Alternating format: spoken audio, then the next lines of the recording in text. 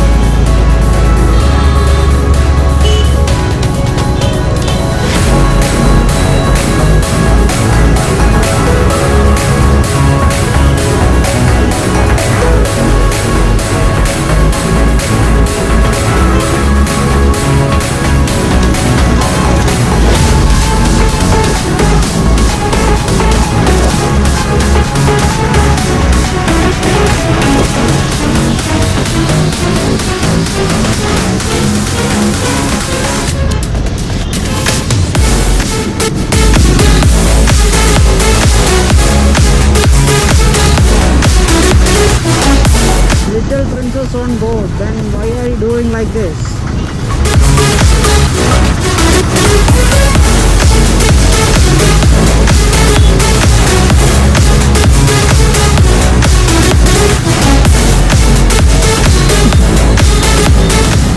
Actually R15 ഇതുപോലെ സൈഡിലോട്ടിരുന്ന് പോകുന്നത് ഭയങ്കര ഡേഞ്ചറാട്ടോ. ഡേഞ്ചറാന്ന് പറഞ്ഞാൽ ഒരു കംഫർട്ട് ഉണ്ടാവില്ല പുറകിലിരിക്കുന്ന ആൾക്ക്.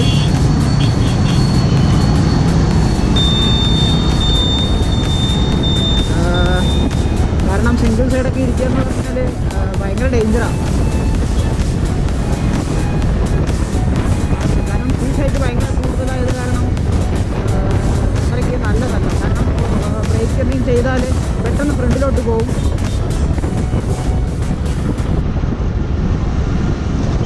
പക്ഷേ പെർഫോമൻസ് വൈസ് R15 V3 മോനെ ഒരു രക്ഷയില്ലാത്ത വണ്ടി കേട്ടോ.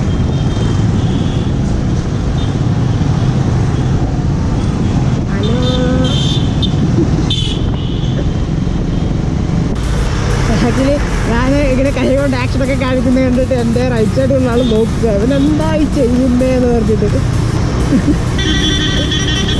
പക്ഷേ മേ ബി ഇവിടെയുള്ളവർക്ക് അറിയില്ലായിരിക്കാം. കയറുമോ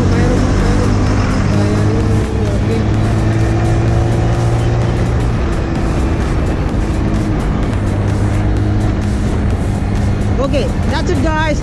മറ്റൊരു കിടിലൻ വീഡിയോ ആയിട്ട് നമുക്ക് അടുത്ത ആഴ്ച കാണാം. വീഡിയോ എല്ലാവർക്കും ഇഷ്ടപ്പെട്ടെന്ന് വിചാരിക്കുന്നു. ഇഷ്ടപ്പെട്ടെങ്കിൽ ലൈക്ക് ചെയ്യുക, ഷെയർ ചെയ്യുക, കമൻറ്റ് ചെയ്യുക, ചാനൽ സബ്സ്ക്രൈബ് ചെയ്യുക, അങ്ങനെ എന്തെങ്കിലുമൊക്കെ ചെയ്യുക.